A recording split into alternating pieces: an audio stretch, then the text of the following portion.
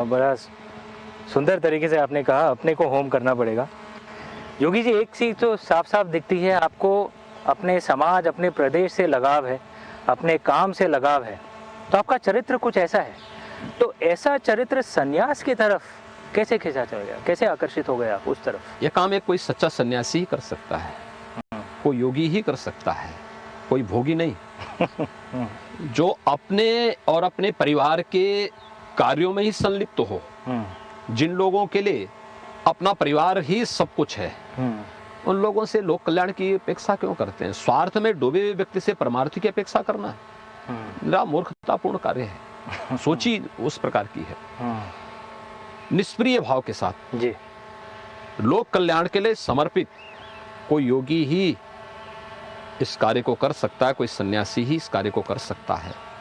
और मुझे लगता है कि हम लोगों की साधना का भी यह एक पार्ट है। भारत के अंदर सन्यास की जब दीक्षा होती है तो पहला कार्य उसको सेवा का दिया जाता है जी।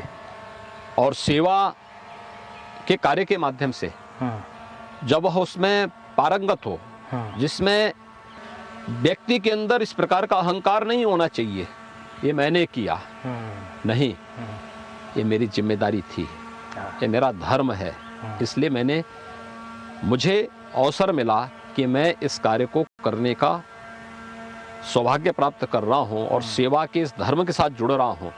और मैंने भी अपनी पूरी टीम के साथ इसी को अपना धर्म माना है कि हमारा कुछ भी व्यक्तिगत नहीं है जी। अहम नमम इदम राष्ट्राय स्वाहा, यह इस देश के लिए समर्पित है, क्योंकि वह एक मुख्यमंत्री के रूप में, मेरा अपना व्यक्तिगत कुछ भी नहीं जी। और मुझे लगता है इस गलत फहमी में किसी को रहना भी नहीं चाहिए। हम लोग एक पद पर हैं, ये पद हमारे लिए प्रतिष्ठा नहीं, हमारे लिए एक परीक्षा होती है और उस प्रतिष्ठा को प्राप्त करने के लिए हम लोग यहाँ नहीं आए हैं, सत्ता का सुख भोगने के लिए नहीं आए हैं, उस परीक्षा में खरा उतरने के लिए आए हैं जी।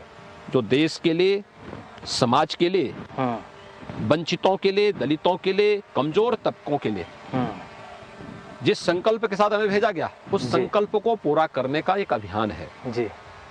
अगर मैं केवल इस बात को ले अपने पराये का भेद करूं, कभी सफल नहीं हो सकता।